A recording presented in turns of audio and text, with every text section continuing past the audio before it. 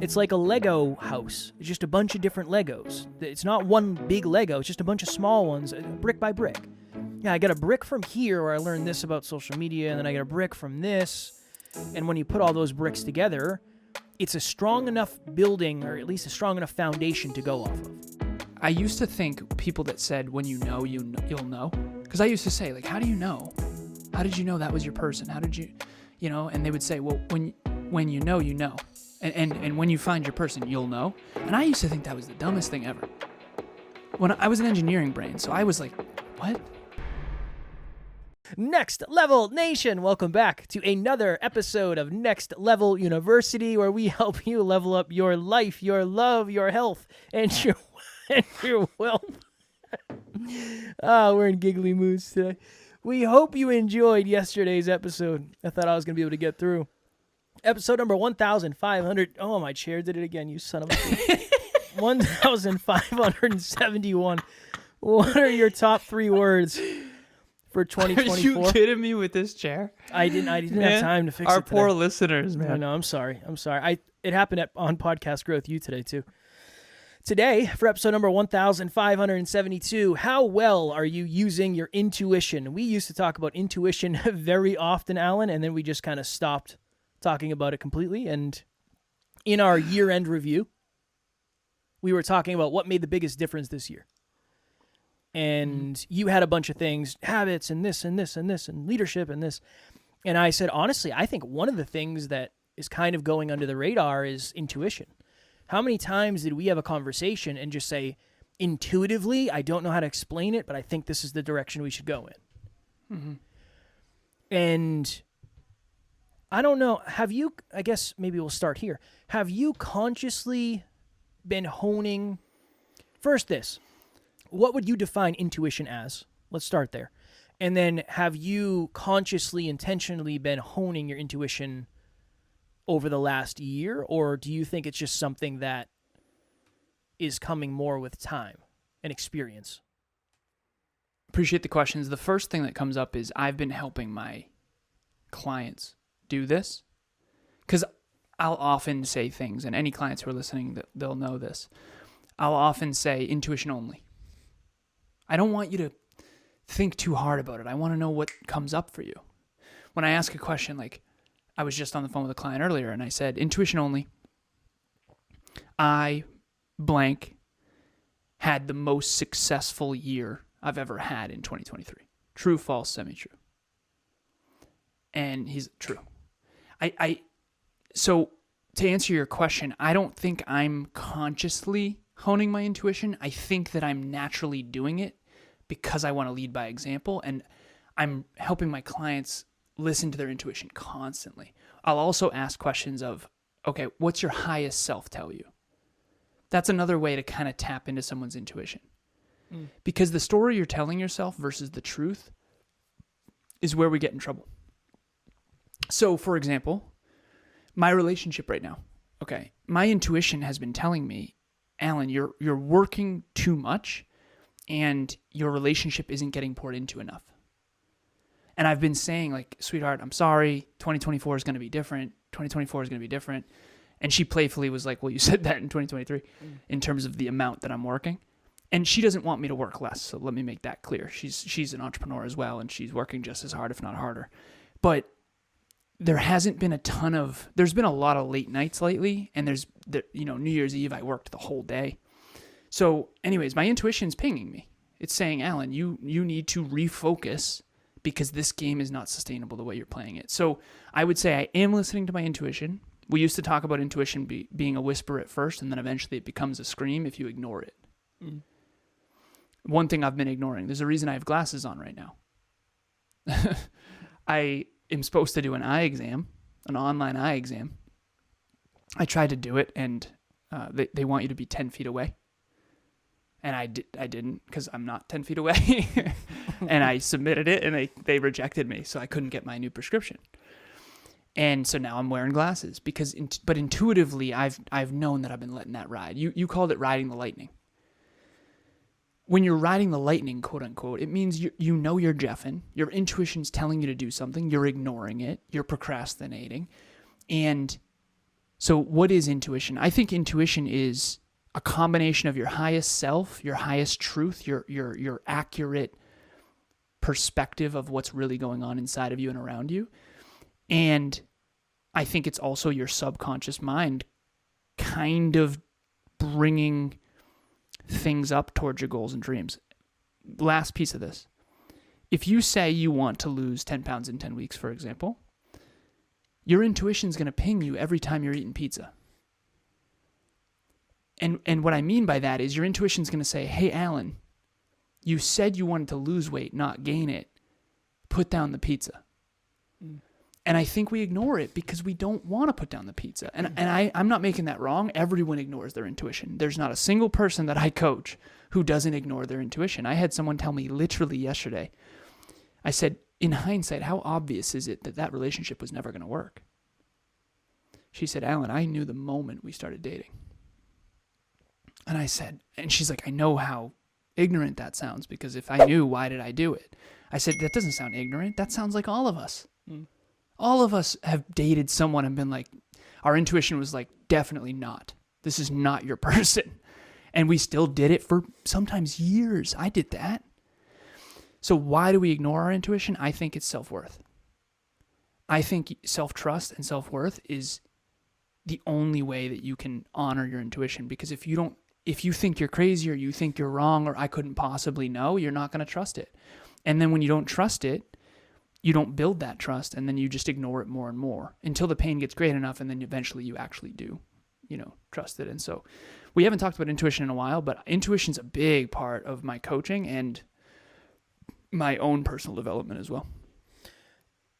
I think it's hard too when you don't. So let's just say for the sake of ease, it's a gut feeling. Let's just say it's a gut feeling. It's a knowing, an unexplainable knowing. I just know, but I can't explain why. Gut feeling. Go with your gut. When you get it and you don't trust it and you don't follow through, I don't think it helps you hone it. There's been times when you and I are talking and you'll say something and I'll say, no, this is what it is. And I always say, I'm 99% sure. I'm not positive, but I'm 99% sure, and I don't know how to explain it. You'll always say, Kev, you don't have to say that. You don't have to say you don't know if you're sure. Like, I feel like you're sure. Yeah. That's intuition. But I don't know. I genuinely want to safeguard myself from saying I know with certainty this is the truth. Well, I think it's a humble thing when you say 99%. I appreciate it. I think it's important. I think it's important. But it very much is. It's probably something that I feel I have more experience with, maybe. I have a more deeper understanding of. I've been focused on it longer. And with that focus, the experience I've had has been more accurate. And then you can see how intuition is just experience for a lot of us. You did that just before this episode about expenses. Kev's been CFO for 2.5, 3 years. 27 years, yeah, 27. 28 years. Been in business 6 years. He's been CFO for 27 of them. So he was CFO for 2 or 3 years. I honestly don't know. But I became CFO and took on those responsibilities. Yeah, I was let go. A quarter ago or something. It feels like it's been a while, but time goes by fast and slow. It's weird. Whole other episode. But right before this, you were talking about expenses and you were saying, listen, the team, blah, blah, blah, like, it goes quicker than you think. So, I've tracked for longer than you have. You were essentially trying to say, my intuition is telling me that we're in trouble unless we make X, Y, Z. And we're not actually in trouble, so don't take that the wrong way. If we overinvest, any business, if you overinvest, it's dangerous. So Kevin's just saying, don't overly invest. Keep enough cash on hand to where we're good. Because we don't want to be scarce ever again, essentially. But that was you trusting your intuition and me kind of not trusting you. Because my intuition's telling me a different story. It's not, but we drove to 5. Yeah. So your intuition's telling us that we might be in trouble if we don't do X, Y, Z, and I'm saying I think we're good. That tends to be what we do anyway. Yeah. I tend to be overly optimistic. You tend to be overly pessimistic, and so we end up realistic in the middle. And in my maturer years, I've come to realize everything. I actually used to think being optimistic was good. I don't even know if I believe that anymore. I think being realistic is the middle. I want to be centered in everything. I don't want to be overly optimistic or overly pessimistic. That's a whole nother episode, but I think your intuition is trying to tell you and draw conclusions based on your experience and the data that you have. And I think a lot of it is based on data you don't even know you have. Yeah. And you do have to trust it, but you also have to stay humble in that. And can anyone ever think of a time when they trusted their intuition and it didn't work out well? And even if it didn't work out well, would you even know it? I don't know. That's why this is such a hard topic. That's what I was going to say is I wonder if... I think my intuition has come in the way of certain anxieties and certain paranoias, for lack of better phrasing, that my intuition is predicting something that could go wrong, and I try to find all the ways to not allow it to go wrong. Where with you don't think about what's going to go wrong, so it goes wrong, and then you use your intuition to figure out how to get out of it. Yeah. Maybe I would say I'm more future-oriented and more opportunity-oriented. And you're a different dimension of the Drive to 5 in a way. My name is Nathan Schwarman. I'm from Lawrence, Kansas. I've been a client of Alan's for coming on 2 years now, and I really can't recommend his program enough. Alan's always there for me with great advice and holding me accountable every step of the way, and really leading by example. I've grown a lot in his program, but he's grown alongside with me, so I'd really recommend joining up on the program and joining the community. This is good. I would say that I'm constantly thinking of opportunity and opportunity cost. I was talking to actually a client earlier about this and the difference between Kevin and I. So Kevin tends to think short term. I tend to think long term. Both have pros and cons.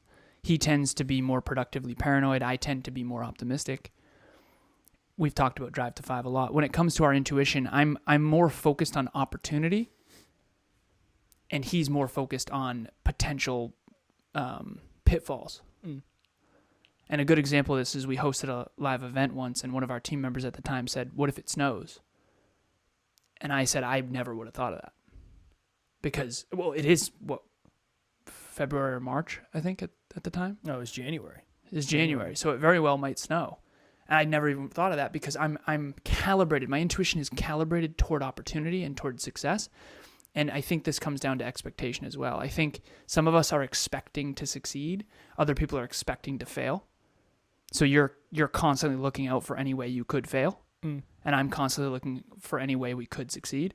And what's ironic about that is we're both right and we're both wrong. And so I think one of the reasons we don't trust our intuition is because I don't know if anyone's intuition is 100% accurate. No. And then on top of that, there's something called confirmation bias where, let's say my intuition told me, the best case I can think of is with Emilia. When I first met her, I used to think people that said, when you know, you'll know. Because I used to say, like, how do you know? How did you know that was your person? How did you, and they would say, well, when you know, you know. And when you find your person, you'll know. And I used to think that was the dumbest thing ever. When I was an engineering brain, so I was like, what? And up until that point, I had never felt that way. So of course I'm going to think that's unintelligent. With Emilia, now I actually give that advice. And when I do, I tell people, I used to think this was nuts. I used to be the guy like, that makes no sense. You just know? How? And now I'm like, no, you'll know. So intuition is one of those inexplicable things, and I want to stay humble with this, because I think your fear can disguise itself as intuition, because you might just be afraid. You might be scarce. You might be wrong. And sometimes your fear is pinging you and scarcity is pinging you, and it's disguising itself as intuition when in reality it's just scarcity and fear. Abundance can too, though. Of course. I think that's the other thing. One of the... When you and I were talking about upgrading lifestyles, for lack of a better phrase, I remember I told you, I said, intuitively, I know this will be important for us. But I kept saying, I don't know, man. I'm like 99% sure, but there's a piece of me that's just wondering if I just want to upgrade my lifestyle. Yeah. That abundance, that hopefulness. hopefulness in getting a result that you actually want can also disguise itself as intuition. Well, when you ask the question, is this fear and scarcity, or is this intuition? Or a better question is this your highest self? Because I think you can tell when you ask questions like that. Yeah. If you ask them often, I think you can. What was it back in the day when we used to do episodes? One of them is, I don't even want to swing. And the other one is, I'm afraid I won't hit the ball. I don't even want to swing, I think, is your intuition. I'm afraid I won't hit the ball, I think, is fear. And so I think we just confused everybody, probably, on this episode. Well, this is one of those hyper-conscious ones, because it's like, I feel like I have a pretty good understanding of intuition, but if you said to me, hey, go do an hour seminar on it, I'd probably say, I'd rather talk about podcasting or something.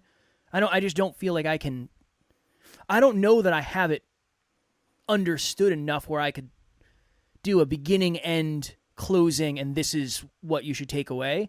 I want this to be one of those episodes for you, whether you're watching or listening, that makes you question your intuition, how well you've been leveraging it, have you been running away from it. I think sometimes intuition can be guilt. It's that feeling of, I know I should be doing this, but I'm not. So, like you said, the whisper. It could be excitement. I think it can show up in so many different ways for so many different people, but just like everything else, I think it gets better when you use it. I really do. I think as you practice using it more and more, you have more trust in it. If it's a tool, let's just say intuition is a tool. The tools that you use the most often are probably the ones that you have the most confidence in. If I gave you a drill and I said, here, zip in these 50 screws in your wall, how long do you think it would take you? I don't know. I don't have a lot of experience. If you were a carpenter who did that for a living, or a general contractor who did that, it would take you. It might take you 5 minutes, because this is what you do. You just do this all day. This is nothing. And they could easily answer that. Yeah, just Whereas because they I have can't. more experience with it. It's just, I think it's just one of those things where first step is identifying what it means to you. What does intuition mean to you? What does it feel like to you? Is it a gut feeling? Is it a knowing? Let's start there. From there, how often are you listening to it? How often do you have the courage to say it? I love our relationship because now we just do that behind the scenes. Just like, hey, man, intuitively, this is what I got. I could be wrong. And then usually we're better off because of it, regardless of whether we go 100% in that direction or we go 100% in the other direction. Most often we drive to 5 and land somewhere in the middle. But it takes courage to admit what your intuition is saying. It can be a very scary thing depending on the people you're around. So all of that would be my next level nugget. I think identifying and defining first, and then just seeing what that means, and then practicing leaning into intuition, regardless of the discomfort or fear surrounding it. My next level nugget, Son? I think intuition needs to be calibrated. If you have, I'm not a tool guy, man. What's a tool that needs to be calibrated? Oh, I'm not really good at, I mean, I don't know. I don't think most tools do need to be calibrated. Let's just do this. You got to balance your wheels. Your wheels have to be calibrated on your car. A lot of people don't know that. Okay. So I think that as we grow older, picture a car that has wobbly wheels, and then over time you gradually get smoother and smoother and smoother as you calibrate them. And I think that as you get more experience, knowledge plus experience plus reflection, I think that you create self-trust and intuition trust. And then, you start to learn where you can and can't trust your intuition. And usually you can't trust your intuition whenever it's associated with trauma. So for example, if you've been really, really, really hurt in an intimate relationship, your intuition is most likely really noisy. And I think that my next level nugget would be try to figure out where you can trust your intuition. So for me, when it comes to long-term success, when it comes to fundamentals that are going to matter long-term, I know that I can trust that. But when it comes to what tool to talk about to calibrate into it, I got nothing for you. So knowledge, experience plus reflection, and somewhere in there, if you have 10 out of 10 knowledge, 10 out of 10 experience, and 10 out of 10 reflection in a given area, I think you can trust your intuition. That's why Kevin asks me about relationships or coaching calls, because I have 5,000 coaching calls. So I can trust my intuition when it comes to what's best for people. That's my lab. I'm researching what works and what doesn't work every day at this point, 6 days a week. And so I can trust myself and what will work for people way more than I used to be able to. But it's not like I could have said as a brand new coach, well, my intuition says this is what's best for you. And I think that that's what, is kind of weird about intuition. It's you got to trust it, but you also can't fully trust it, which is why it's so hard. Yeah. I have moments where I'll be talking to someone about podcasting or something, and I'll get asked a question that I've never been asked or never thought about, and I have an answer. And I say it very confidently, and I say, I'm not sure, I don't know how to explain it, but this is the answer. To the best of my ability. I'm not saying it's the end-all, be-all. Because I've gotten bits and pieces. Yeah. It's just, it's like a Lego house. It's just a bunch of different Legos. It's not one big Lego. It's just a bunch of small ones, brick by brick. Yeah, I got a brick from here where I learned this about social media, and then I got a brick from this. And when you put all those bricks together, it's a strong enough building, or at least a strong enough foundation to go off of. I think that's a good way to explain intuition. But if you've ever had a moment where you say, I don't know how to explain it, but that could be an intuitive moment you're having. Yeah, that's fair. We have those very often. Next Level Nation, if you are looking for a group, a community, a family of like-minded individuals who are into self-improvement. I know at the end of the day, one of the biggest things that holds us back, unfortunately, are the people that surround us. Next Level Nation will not be that. It will help you get to the next level. Positive people who are growing every single day and want to help you do that and see you grow to your unique potential. Our private Facebook group link will be in the show notes below, as always. I was on a podcast yesterday or the day before, and they asked me where should people go if they want to know what you do. And I thought of the website, because we talk high level about 23 departments and a charity and 21-person team, all this stuff. But I think to myself, do our listeners really know everything we offer? We obviously know our business model, but do our listeners really know that? So if you go to the website and peruse the website, you'll see all the stuff we've got on there. We've got monthly meetups, we've got book club, we've got Optimal, we've got an app, we've got all this stuff, and it's all on the website. So peruse the website if you haven't ever checked it out. There's a lot more that we offer. If you're into this podcast, there's a lot more that we offer. A lot of it's free as well. And just check that out and explore and see what your intuition says to go down next. Tomorrow for episode number 1,573. We're cruising through the 1500s. Real quick, Kev? Yeah, sure. For our listeners who are driving and can't click the link in the show notes, it's nextleveluniverse.com. It's not nextleveluniversity.com. The person who owns that URL is charging way too much for it, so we went with nextleveluniverse.com. So this is the podcast Next Level University, and the whole universe is at nextleveluniverse.com. It was trying to hustle us. Definitely. We're going to get it. Eventually, for sure. Yeah, we'll get it. Yeah. Tomorrow, I already said that. Did I say that? No, tomorrow for episode number 1,573. Don't worry about getting there fast. Again, there's a little bit of a theme here for the new year.